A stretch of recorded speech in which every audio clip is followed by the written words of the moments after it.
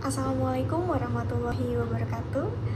Good morning, peace be upon you all. Let me introduce myself.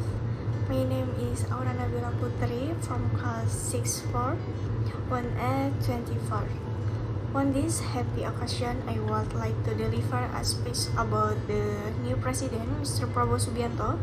As we know, he is politician, businessman, and former TNI General who has served as president of Indonesia since a graduate of military academy and has served in Kopassus and led the strategic reserve company.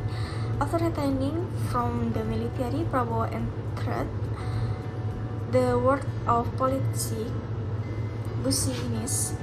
establishing the Great Indonesia Movement Partai Gerindra.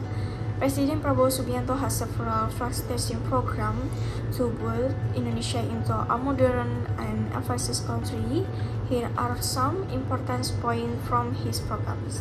Number 1, transportation of Indonesia. President Prabowo is committed to building Indonesia by prioritizing the nation's great potential such at least vast cultural and geographical diversity. Number 2, free nutritious meal program.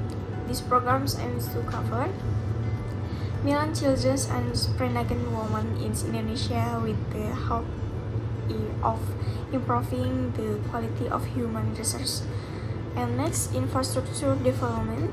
The government plans to use up the infrastructure sectors to provide investment to build roads, better ports, airports, energy lines, and digital networks.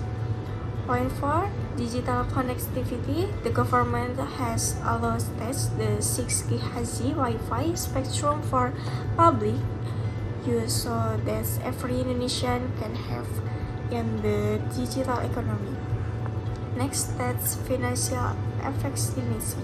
The government has managed to save more than USD 20 billion for the annual budget and will launch Danantara Indonesia, a new sovereign fund with assets under management exceeding USD 900 billion. Economic growth. The government is targeting economic growth of 8% through investment in sustainable projects across various sectors. In the first administration, President Prabowo has also establishing a fully functioning government based on talent and marine theory, and has many skilled Indonesia who have built their careers about the service country. In my opinion, what has been programmed by Mr. Prabowo Subianto can prosper the people and the nation's children, but for employment opportunities in Indonesia must be expanded and made easier because there are so many Malay and family who still do not have jobs. Even children we do not go to college must have job. I would like to Mr. Sukmono Bayu as a lecturer in English who has provided explanation of the materials from the first meeting to sixth meeting. Maybe this is only speech can delivery. Wassalamualaikum warahmatullahi wabarakatuh. Selanjutnya yaitu simple present tense. Saya akan menjelaskan pengertian simple present tense. Simple present tense adalah bentuk tenses yang digunakan untuk menyatakan kejadian yang terjadi secara teratur, rutin, atau bisa dilakukan pada masa kini. Ciri-cirinya itu ada 2. Menggunakan kata kerja verb dalam bentuk dasar atau kata kerja tak beraturan yang telah dikenal. Yang kedua yaitu memakai kata bantu, yaitu do atau does, atau kalimat verbal dalam bentuk negatif dan interrogatif. Selanjutnya ada rumus simple present tense. Rumus simple present tense adalah subject, verb 1, plus complement untuk kalimat positif. Dengan pola verbal, kalau polanya nominal, maka rumus present tense-nya subject plus auxiliary verb to be atau to be plus complement. Nominal simple present tense itu rumusnya plus subject to be plus complement. Negatifnya subject to be plus not plus complement. Tanda tanyanya yaitu to be plus subject plus complement. Contoh present tense dengan pola kalimat nominal. Plusnya I am an international school student. Artinya saya adalah seorang mahasiswa. Negatifnya she is not an international school student. Artinya dia bukan seorang mahasiswa. Dan kata tanyanya yaitu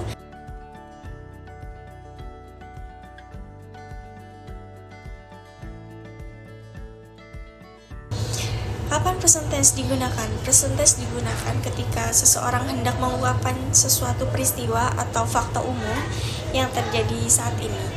Dan struktur kalimatnya itu ada 3. Ada subjek, predikat, dan complement. Lengkap. Verbal simple present tense itu rumusnya subject verb she is complement. Terus negatifnya subject do atau does not verb 1 complement.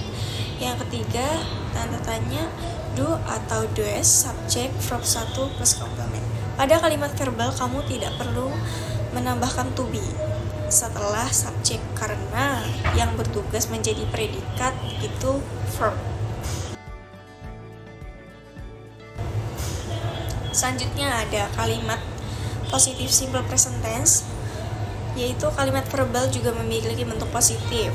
Contohnya I live in Jakarta atau he lives in Jakarta.